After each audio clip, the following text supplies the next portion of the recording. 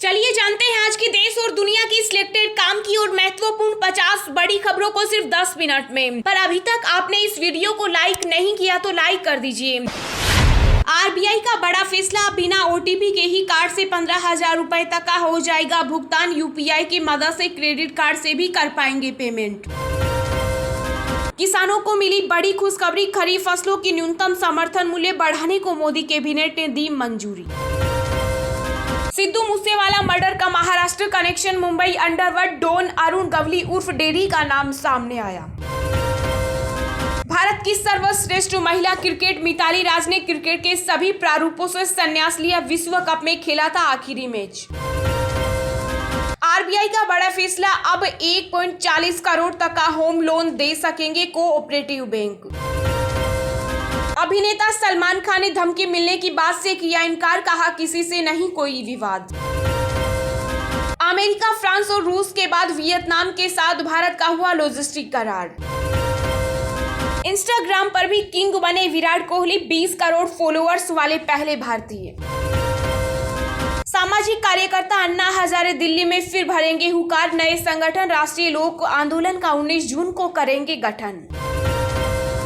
Urea की कीमतों में वैश्विक वृद्धि का भारत में नहीं होगा असर, देश के पास है पर्याप्त स्टॉक। रिजर्व बैंक ने रेपो रेट 50 बेसिस पॉइंट बढ़ाया, महंगाई के अनुमान में हुई भारी बढ़ोतरी, ग्रोथ रेट को रखा बरकरार। 13 साल पुराने आचार संहिता उल्लंघन के मामले में लालू यादव बरी, कोर्ट ने लगाया 6,000 का जुर्माना। रेल यात्रियों के लिए बड़ी खबर, अब चार्ट बनने पर भी मिलेगा कैंसिल टिकट का रिफंड, आईआरसीटीसी ने बताया तरीका। राष्ट्रीय राजमार्ग प्राधिकरण ने 105 घंटे में बना दी 75 किलोमीटर लंबी सड़क, गिनीज बुक में दर्ज हुआ रिकॉर्ड। सिद्धू मूसेवाला केस में पुलिस को मिली बड़ी कामयाबी, फरार आरोपी सौरभ को पुणे से क्राइम ब्रांच ने किया गिरफ्तार।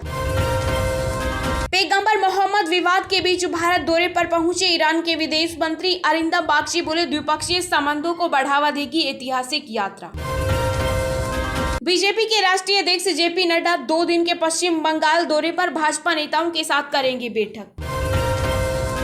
नेशनल हेराल्ड हेरा फेरी मामले में ईडी के सामने पेश नहीं हुई सोनिया गांधी, कोरोना पॉजिटिव होने से मांगा समय। एक बार फिर खुली ड्रैगन की पोल, कंबोडिया में गुप्त नौसैनिक अड्डा बना रहा है चीन। यूपी, बिहार और महाराष्ट्र में होने वाले विधान परिषद चुनावों के लिए बीजेपी ने किया उम्मीदवारों के नामों का ऐलान। केंद्रीय मंत्री जितेंद्र सिंह ने जताई बड़ी उम्मीद, कहा नए भारत के सपने को साकार करने की जिम्मेदारी नवनियुक्त सिविल सेवकों पर। दुनिया भर में मंकी पॉक्स वायरस के केस बढ़े, अब तक विश्व में 1100 से अधिक मामले आए सामने। पूर्व मंत्री शरद पवार ने पीएम मोदी को लिखा पत्र, चीनी की मौजूदा निर्यात सीमा को 10 लाख टन बढ़ाने का किया अनुरोध। पंजाब, हरियाणा और राजस्थान के यात्रियों के लिए अच्छी खबर, रेलवे ने नई ट्रेन चलाने का किया ऐलान। आरबीएल बैंक के ग्राहकों के लिए बड़ी खबर, फिक्स डिपॉजिट की ब्याज दरों में हुआ बदलाव। पर्यावरण प्रदर्शन सूचकांक में भारत 180 देशों में सबसे निचले स्तर पर, डेनमार्क है पहले स्थान पर, ईपीआई ने दी जानकारी।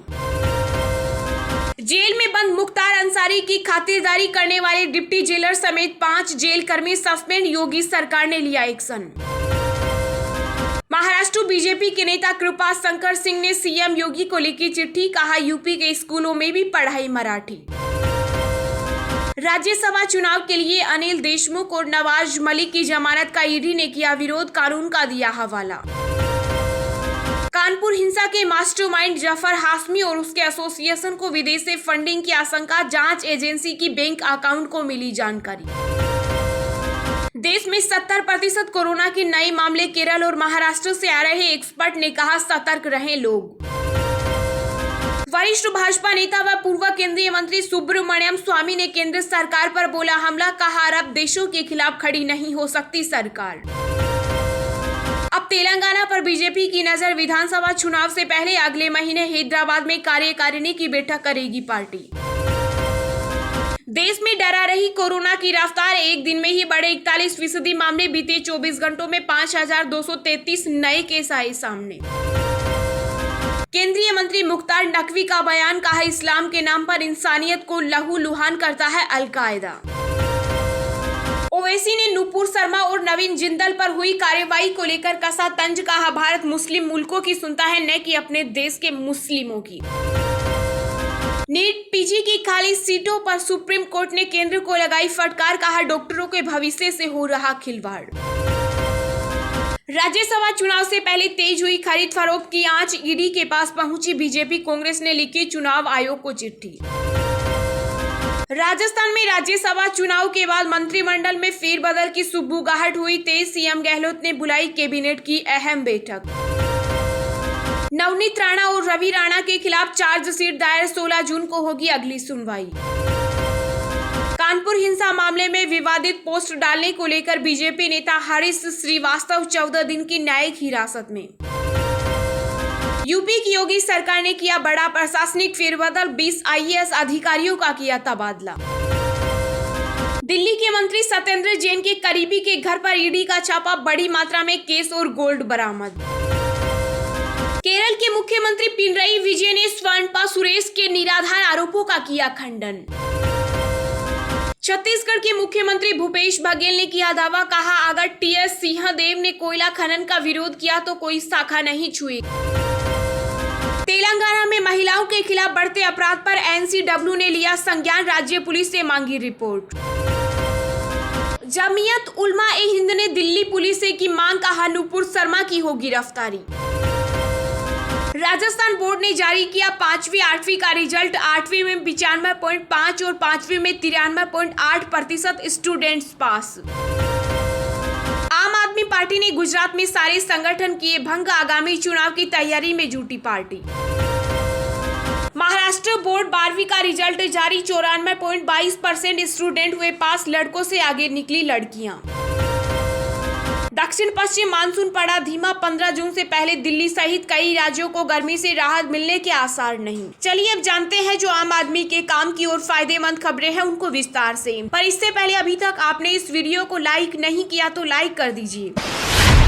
रिजर्व बैंक ने रेपो रेट 50 बेसिस पॉइंट बढ़ाया, महंगाई के अनुमान में हुई भारी बढ़ोतरी, ग्रोथ रेट को रखा बरकरार। रिजर्व बैंक ऑफ इंडिया ने रेपो रेट में फिर से बढ़ोतरी की है, इस बार 0.50% की वृद्धि की गई है। रिजर्व बैंक के गवर्नर शक्तिकांत दास ने मॉनेटरी पॉलिसी कमेटी की बैठक में लिए गए फैसले की घोषणा की। गवर्नर दास ने कहा कि यूक्रेन क्राइसिस के कारण महंगाई बढ़ गई है, हालांकि इंडियन इकोनॉमिक सुधार के रास्ते पर एमपीसी की बैठक में रेपो रेट 50 बेसिस पॉइंट बढ़ाने का फैसला किया गया। अब रेपो रेट बढ़कर 4.90% हो गया, जो पहले 4.40% था। रेपो रेट में बढ़ोतरी के कारण आपके होम लोन, ऑटो लोन की ईएमआई बढ़ जाएगी। गवर्नर शक्तिकांत दास ने बताया कि इसके अलावा एमएसएफ को 50 बेसिस पॉइंट बढ़ाकर 5.15% कर दिया गया है। स्टैंडिंग डिपॉजिट फैसिलिटी को 50 बेसिस पॉइंट बढ़ाकर 4.65% कर दिया गया। रिजर्व बैंक ने वित्त वर्ष 2022-23 के लिए जीडीपी ग्रोथ के अनुमान को 7.2% पर बरकरार रखा है। महंगाई के अनुमान को बढ़ाया गया है। वित्त वर्ष 2022-23 के लिए खुदरा महंगाई के अनुमान को 5.7% के पूर्वानुमान से बढ़ाकर 6.7% कर दिया गया। गवर्नर दास ने कहा कि अगली 3 तिमाही में महंगाई 6% से ऊपर रहने का अनुमान है। एक्साइज ड्यूटी में कटौती से महंगाई में नरमी आएगी।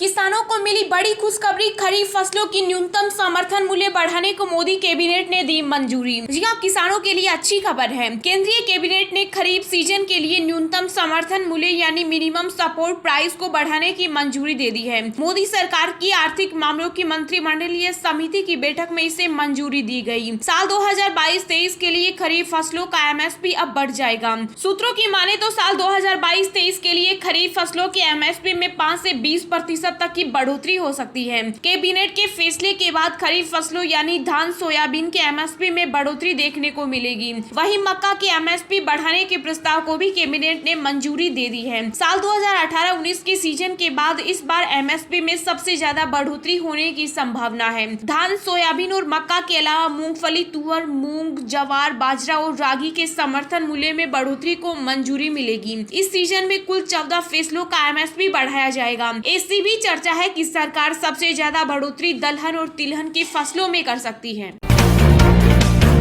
आरबीआई का बड़ा फैसला, बिना ओटीपी के ही कार्ड से 15,000 रुपए तक का हो जाएगा भुगतान। यूपीआई की मदद से क्रेडिट कार्ड से भी कर पाएंगे पेमेंट। जी हाँ, डेबिट और क्रेडिट कार्ड के जरिए पैसों की निकासी और भुगतान करने वालों के लिए एक महत्वपूर्ण खबर है। भारतीय रिजर्व बैंक ने बिना ओटीपी के ही स्वतः लेनदेन की सीमा को बढ़ाने का फैसला किया। आरबीआई ने ऑटो डेबिट की सीमा को 5,000 रुपए से बढ़ाकर 15,000 रुपए कर दिया है। केंद्रीय बैंक के इस कदम से अब ग्राहकों को बिना ओटीपी के मोटी रकम की निकासी, जमा या भुगतान करने में आसानी होगी। इसके जरिए लोग एजुकेशन फीस और बीमा प्रीमियम के लिए उच्च मूल्य का आसानी से लेन देन कर सकेंगे। इसके अलावा आरबीआई ने क्रेडिट कार्ड को यूपीआई से जोड़ने की अनुमति दी है। इस सुविधा से और लोग इस ऐप के जरिए भुगतान कर सकेंगे। फिलहाल यूपीआई यूजर्स के डेबिट कार्ड के जरिए बचत या चालू खातों को जोड़कर भुगतान को आसान बनाता है। आरबीआई के गवर्नर शक्तिकांत दास ने कहा कि क्रेडिट कार्ड को यूपीआई से जोड़ने का प्रस्ताव है। इसकी शुरुआत आरबीआई परिवर्तित भारतीय राष्ट्रीय भुगतान निगम द्वारा जारी रुपे क्रेडिट कार्ड से होगी। दास ने कहा कि यूपीआई देश में भुगतान का लोकप्रिय माध्यम बन गया है। इस मंच से करीब 26 करोड़ यूजर्स और 5 करोड़ कारोबारी जुड़े हैं। ऐसे ही रोज दिन भर की ताजा खबरें पाने के लिए चैनल को अभी सब्सक्राइब करें।